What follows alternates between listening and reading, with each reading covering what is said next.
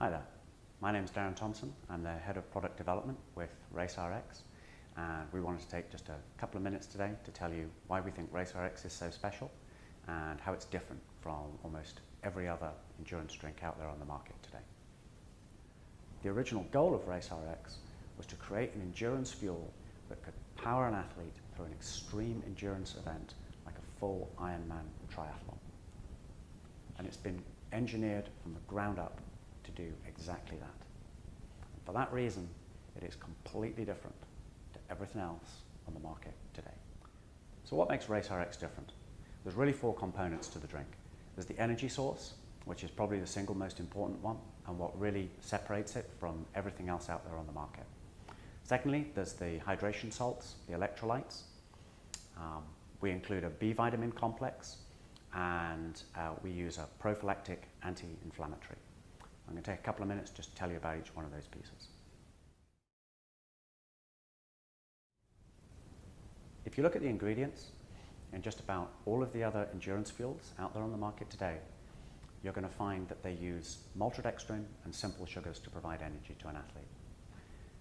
RaceRx is completely different. It uses a long-chain, plant-based carbohydrate to provide energy during exercise, and that provides some critically important advantages to an athlete. Using a long-chain molecule to provide energy has some critical advantages over using simple sugars and maltodextrin. Firstly, simple sugars, maltodextrin, when you drink those, they exert a very high osmotic pressure in the stomach. That can actually pull water into the stomach out of the bloodstream, enhancing the feelings of dehydration that you may already have had, causing bloating and enhancing nausea. Those are all negative effects. A long-chain molecule doesn't do any of that. It has a very low osmotic pressure. So when you drink RaceRx, the water, the electrolytes quickly clear out of your stomach into your bloodstream, and the fuel source, the long-chain carbohydrate, is passed in just a few minutes through into the small intestine, where it's digested slowly, releasing a very slow trickle of sugar into your bloodstream over about an hour. The advantage to that is that it stabilizes your blood sugar. It means that your blood sugar stays within its normal range. Sugar, maltodextrin, will both tend to cause sugar spikes. What that means is that your sugar in your bloodstream suddenly soars upwards after you drink the drink, and your body will respond to that. Even though you're exercising, you're burning a lot of energy, your body will respond by dumping insulin into the bloodstream to reverse what it sees as a sugar high. That will force your sugar down, but it will typically force it below where it started. It will certainly force it out of the bottom of the normal range. And that can exacerbate the feelings of low energy that you were trying to get over with the drink.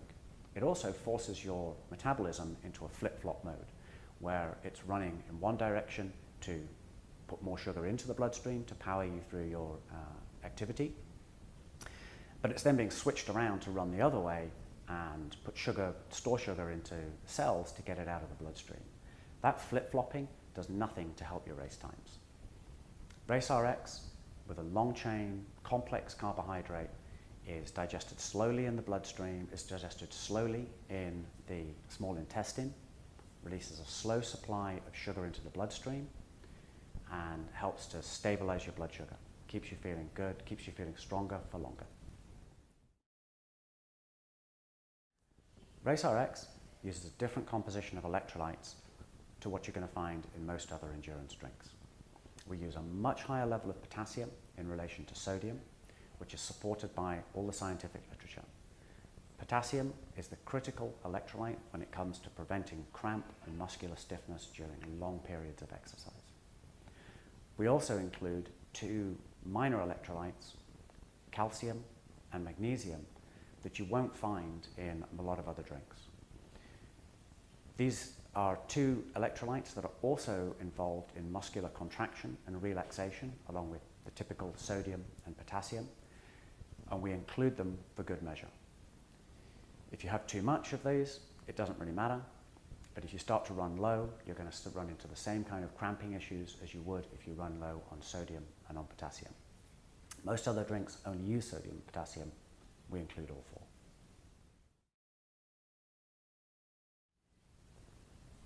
A B vitamin complex. B vitamins are an essential component of metabolism. They enable you to access the energy in the food that you ingest, whether in a sports drink or through solid food. On short distance events, it's not a big deal. But if you've been going for hours and hours on a long event like an Ironman, you can start to run low on them. If you do, you're going to start to feel all the symptoms of low blood sugar. And it doesn't matter what you take in the form of sugar, maltodextrin, fuel of any form, unless you replenish those B vitamins, you won't be able to get your energy levels back up. A lot of endurance athletes will use ibuprofen, either during a race or after it, in order to take down swelling. But ibuprofen has some negative side effects. It irritates the stomach and can exacerbate feelings of nausea, and it also has a negative impact on metabolism and regeneration of bone and muscle.